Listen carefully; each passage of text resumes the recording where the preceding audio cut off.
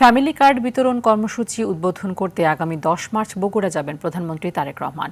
বগুড়া সদর উপজেলার মহাস্থানগড় মাজার মসজিদে জুমার নামাজ আদায় শেষে কথা বলেন স্থানীয় সরকার, পল্লী উন্নয়ন ও সমবায় প্রতিমন্ত্রী মীর শাহে আলম। উদ্বোধনের পর প্রাথমিকভাবে হতদরিদ্ররা পেলেও দলীয়করণ ছাড়া ন্যায্যতার ভিত্তিতে পর্যায়ক্রমে দেশের সকল নাগরিক ফ্যামিলি কার্ড পাবেন বলেও জানিয়েছেন মীর শাহে আলম।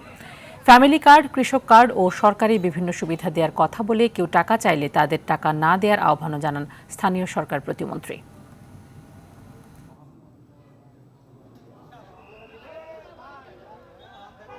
মাননীয় প্রধানমন্ত্রী জনাব তারেক রহমান বগুড়াবাসীকে ছেড়ে যাবেন বা ছেড়ে গেছেন এরকম ঘোষণা কিন্তু উনি দেননি।